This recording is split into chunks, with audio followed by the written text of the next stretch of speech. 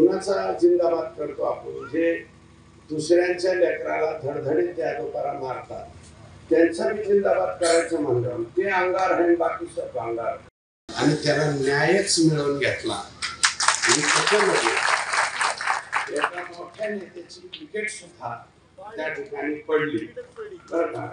ही clean bowled त्या ठिकाणी त्यांच्यावरती जाण्याची पाळी त्यांना आली, कारण त्यांचे सहकारी जे आहे हे सहकारी लोकांनी हा उद्योग त्या ठिकाणी केलेला होता. आणि ठीक आहे, आता चाललंय काही काही वेळा हे जिंदाबाद ते जिंदाबाद ते आमचं ते तमचं. माझं मत आहे की बाबा जिंदाबाद कोणाचं म्हणावं याचं कुठंतरी भान त्या ठिकाणी राहिलं पाहिजे. कुणाचा जिंदाबाद करतो आपण? जे दुसऱ्यांच्या लेकराला धडधडीत त्या लोकांना मारतात त्यांचा मी जिंदाबाद करायचं म्हणलं, ते अंगार आहे बाकी सब अंगार. अशा पद्धतीचे लोक घोषणा देतात. अशा घोषणा बघितल्याच्या नंतर नेमकं समाज म्हणून कुणीकडे निघालेले आणि वारकरी संप्रदाय आहे का आपल्या इथं? आपला फुले शाहू आंबेडकरांचा महाराष्ट्र म्हणायचा. मग तुम्हाला याचा नैतिक अधिकार आहे का? मग तुम्ही महात्मा फुले वाचले का? तुम्ही शाहू वाचले का? आंबेडकर वाचले का? 100% नाही. रयतेचा राजा छत्रपती शिवाजी राजा वाचला का? वाचलाच नाही. अशी एकंदरीत परिस्थिती त्या ठिकाणी दिसते काही काही ठिकाणी. मी इतर प्रश्नावरती त्या ठिकाणी बोलणार नाही, परंतु ह्या प्रश्नावरती आपल्याला या ठिकाणी विनम्रपणे सांगतो, आता जास्त काही हे मंजूर करतो ते मंजूर करतो नाही.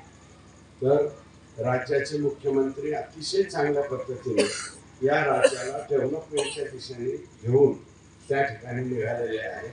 त्यांना सहकार्य आणि साथ देण्याची आवश्यकता आहे. मधल्या कालावधीमध्ये काय आहे की कामापेक्षा जास्त मंजुऱ्या मिळाल्यामुळं तिथं थोडीशी अडचण निर्माण झालेली, परंतु सर्व लोकांचं समाधान आणि डेव्हलपमेंटच्या बाबतीतलं सुद्धा समाधान हे महाराष्ट्राचे मुख्यमंत्री त्या ठिकाणी करतील हा विश्वास सगळ्यांना आहे. आणि तुमचा एक लोकप्रतिनिधी म्हणून सभागृहात गेल्याच्या नंतर मला दुसरं काही मिळावं का, तर लोकांनी मतदान जे आहे ते त्या दिशेने केलेले. 79,000ची लीड. यापूर्वी या मतदारसंघामध्ये माझीच लीड होती 54,000ची. माझी 54,000ची लीड तोडली मी आणि ती डायरेक्ट 19,000 त्या ठिकाणी नेली. यापूर्वी कुठल्याही विधानसभेच्या उमेदवाराला 1,20,000पेक्षा जास्त मतं पडलेली नाही. ही पहिली वेळ 1,41,000 मतदारांनी एकाच मतदान दिले.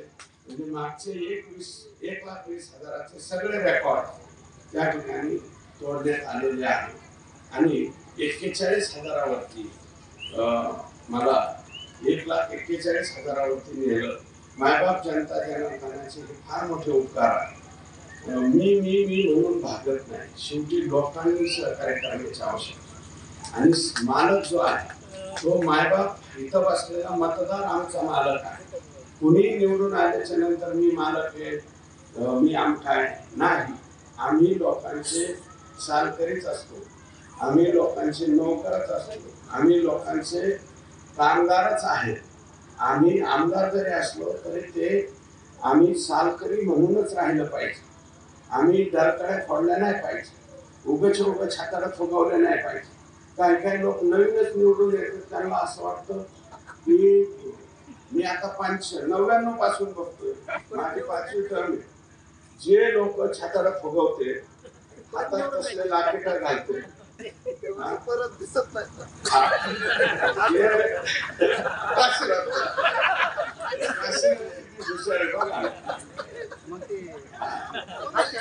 जे छाताने काढणारे आणि गमजा करणारे आमदार लोक परत विधान भवनाच्या तिकडे दिसतच नाही, दिसलेलेच नाही. आता जे आमच्या बरोबर 99ला निवडून आले होते हे जर आमच्या तिथं आले तर ते हळूच बघतात आम्ही 99ला होतो. अशी एकंदरीत परिस्थिती आहे. फार कमी लोक, फार कमी घराणे, फार कमी माणसं 25 वर्षाच्या पुढे सुद्धा राजकारणामध्ये राहतात. त्यापैकी माझा ना कारखाना, ना शिक्षण संस्था, ना कुठला सम्राट, आणि कुठलाच सम्राट नसताना सुद्धा जनतेच्या मनावरती प्रेम करणारा सम्राट मात्र मी 100% आणि राजकारणी लोकांना स्वतःच्या फार मोठ्या संस्था आणि हे मोठं हे अजगरासारखे मोठमोठाला हे वस्तू नसाव्या. मग ते काय होतं,